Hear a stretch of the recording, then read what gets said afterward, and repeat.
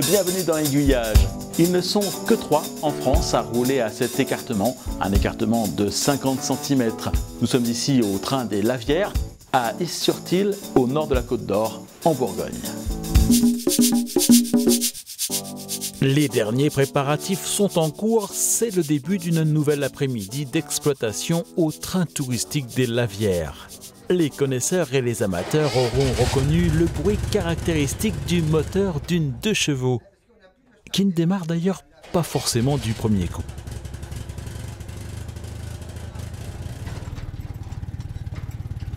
Nathan est aux commandes, il va former sa rame et nous emmener pour un premier tour de reconnaissance.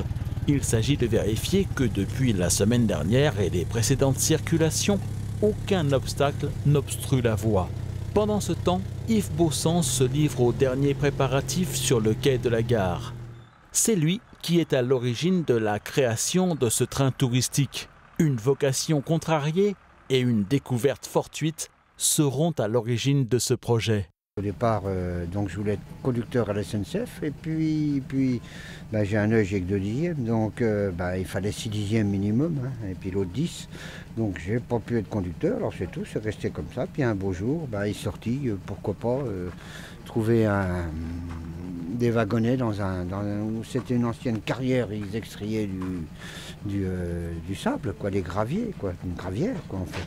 Et donc, pourquoi pas, et puis de fil en aiguille, donc on a monté un premier réseau qui faisait 220 mètres, un petit peu plus bas. Là. Ouais. Et puis après, on s'est tourné vers la municipalité qui nous a mis à disposition ce terrain, on a construit le bâtiment. Alors pendant 3 ans, on ne roulait plus puisque le train était ici, puis les voies étaient là-bas. Alors après, on a remonté les voies, on a recommencé un bout du réseau d'ici jusque dans la courbe là-bas, où il y a le triangle. Et après, on a fait donc, on a fini la boucle. Et puis après, pour avoir un circuit plus grand, c'était un peu petit, la commune a fait un échange de terrain pour un particulier pour qu'on puisse monter jusqu'au motocross. Et en 2005, on a ouvert vers le motocross.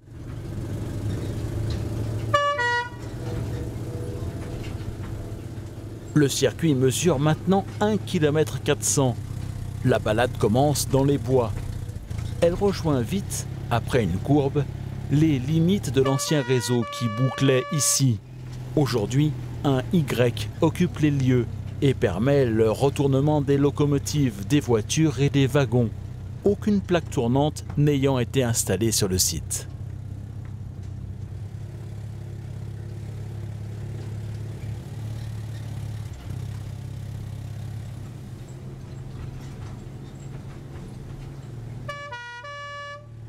Nous nous engageons maintenant dans la partie de la ligne qui a posé le plus de problèmes lors de sa construction. Le terrain étant particulièrement rocailleux ici, il a fallu avoir recours à des tirs de dynamite pour pouvoir se frayer un chemin.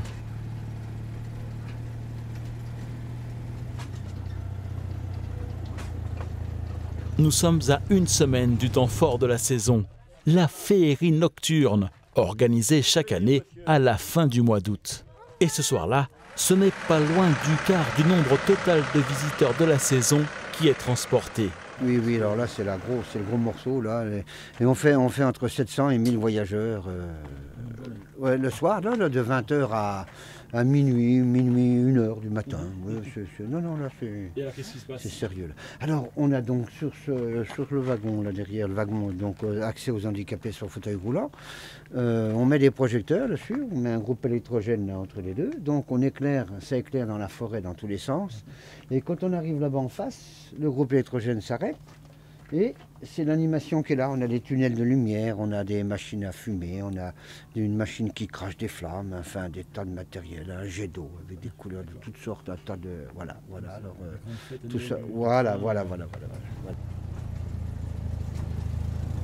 L'Y02 en tête de son convoi de reconnaissance met maintenant le cap sur le chemin du retour. Ce locotracteur a été le 2e construit par l'association. Mais ce n'est plus lui qui assure désormais la plupart des circulations. Au guichet de la gare, Fernand, un autre vétéran de l'association. Il a pour ainsi dire fait ici une carrière parallèle, 35 ans au service de l'association du Petit Train des Lavières. Ben, je suis venu avec un de ses frères du Yves Bossan. Ouais. Puis on s'est trouvés ensemble, on travaillait ensemble à la Sobor. Et puis bon, il y avait un petit réseau, puis il m'a dit tiens, si ça t'intéresse. Puis à ce moment-là, je suis venu faire un tour avec eux. Puis depuis ce temps-là, ben, j'ai tourné avec eux depuis tous les week-ends. Vous vous intéressez déjà au train avant ou vous avez Ben, j'avais fait une demande pour la SNCF. Ouais. Et j'avais fait à Lyon, j'ai fait des stages, tout ça, puis bon, j'ai été reçu. Mais le problème, à ce moment, il y avait des licenciements. Et ça fait qu'il n'y avait pas de boulot à ce moment-là. Nous voici sur le point de finir le tour du propriétaire, et pas loin de notre point de départ. Le chemin de fer des Lavières est ainsi nommé car il a été construit sur une ancienne carrière de lave. Des pierres que l'on extrait du sol pour en faire des tuiles essentiellement. Les toits de certaines églises bourguignonnes en sont d'ailleurs recouverts.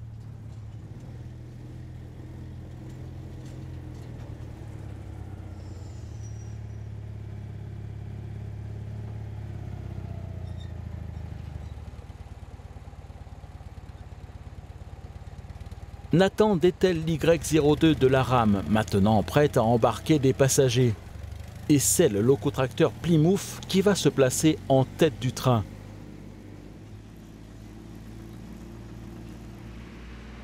Il a été construit en 1945 aux États-Unis et livré à la France dans le cadre du plan Marshall.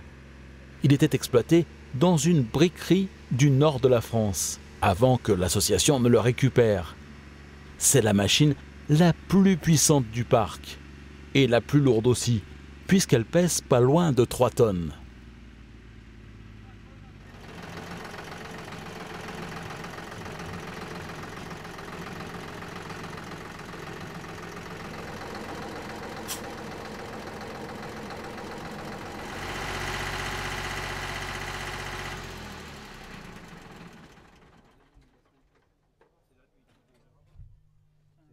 Mais la fierté de l'association, c'est cet engin.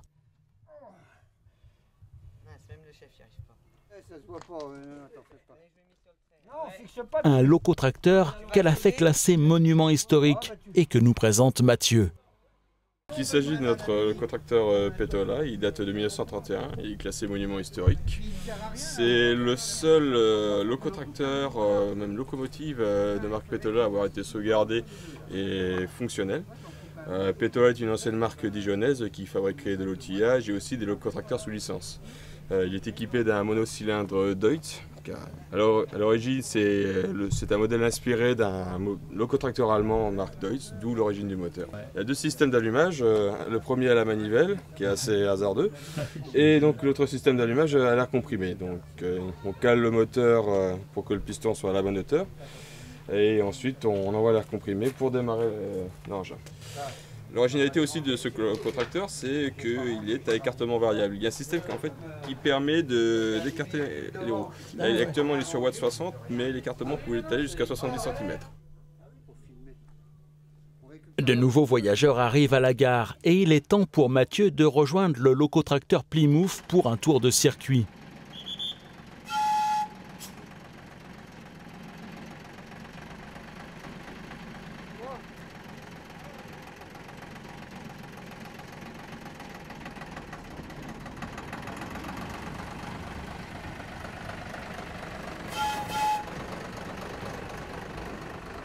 L'Y02 se tient prêt en cas de besoin.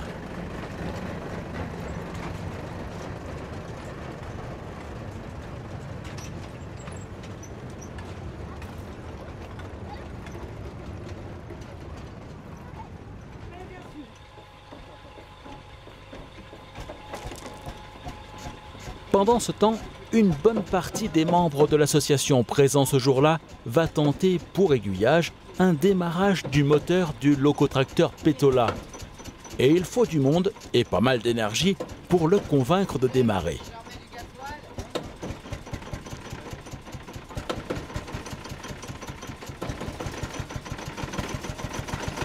Mais une fois qu'il tourne, il est parti, et bien parti, et ronronne comme un gros chat.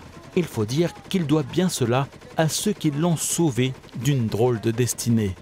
Elle était rangée marché dans une église, il s'en servait une fois par an, à l'église Sainte-Bernadette de Dijon. Et il faisait une kermesse avec, il faisait un petit rond de 60 mètres. Et comme la personne qui s'occupait de la kermesse, c'était mon oncle, il savait où il était stocké. Après, il la montait plus, donc nous, on l'a récupéré dans un état lamentable parce qu'ils m'ont laissé geler. Donc le moteur était fendu, il a fallu que je le ressoude sur 20 cm pour pouvoir la faire fonctionner. Et avec mes frères, on a mis 10 ans, et l'équipe du petit train, on a mis 10 ans pour la récupérer.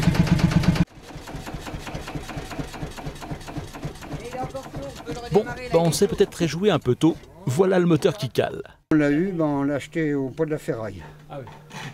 Là, il était tout oxydé, tout machiné. On a tout démonté, on a sablé, anti-rouille, peinture, enfin tout. On a tout démonté le moteur, on a tout refait, tout remis en état entièrement. Là, il n'avait rien abîmé, lui. Hein. C'était surtout de la remise en marche. Alors quand la personne, le responsable est venu pour le classer monument historique au titre du patrimoine industriel, quand il a vu l'état, il a dit oui, il n'y a rien de compliqué. Allez, on retente un démarrage.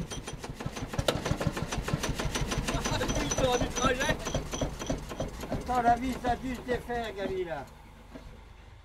Décidément, aujourd'hui, il va falloir faire un peu de mécanique.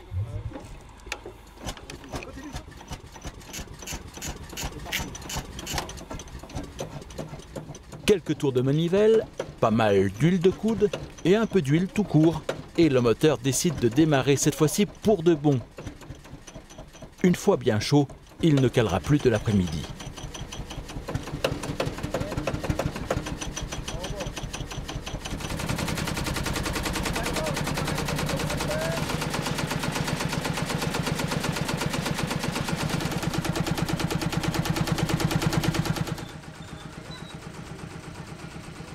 Toutes ces aventures ont laissé à Mathieu et à ses passagers le temps de finir son parcours.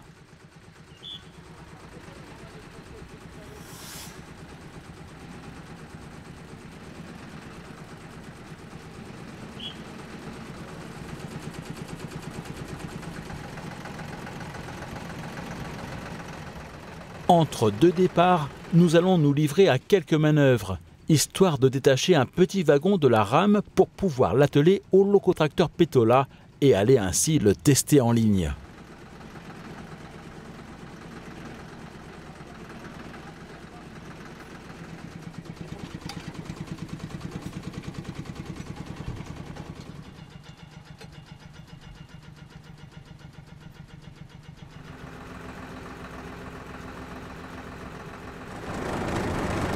Pour ce tour de chauffe, nous le suivrons à distance, à bord du locotracteur Plymouth.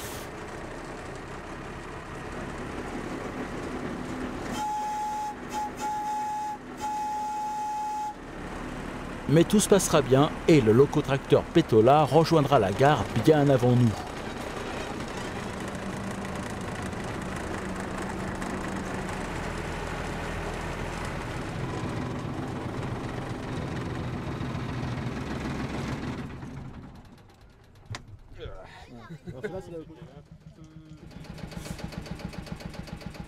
Et le voici du coup reparti pour un nouveau tour.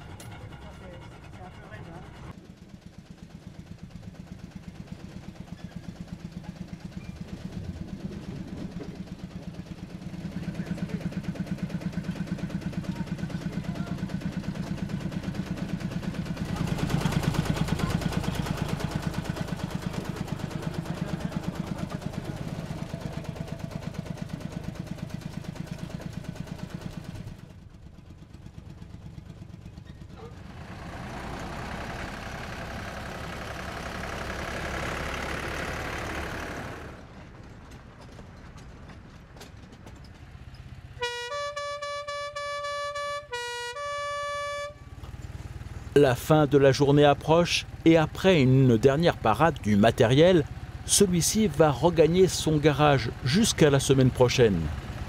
Un garage qui devrait être prochainement agrandi car la place y fait cruellement défaut pour stocker les différents locotracteurs et leurs wagons.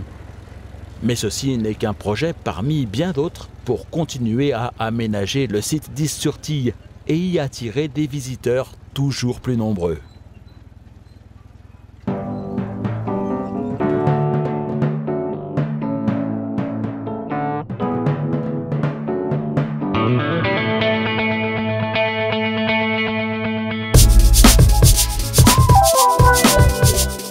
Retour du modélisme la semaine prochaine dans Aiguillage. Je vous emmènerai au Val d'Aon à l'exposition Oudou Miniature pour vous faire découvrir en particulier le réseau de l'AMFTB, l'association des modélistes ferroviaires de Belfort. Vous êtes nouveau sur cette chaîne? Eh bien n'hésitez pas à vous abonner. Aiguillage, c'est chaque semaine un reportage modélisme ou train touristique. Si vous êtes sur Facebook, pensez à aimer, faire aimer et partager sa page.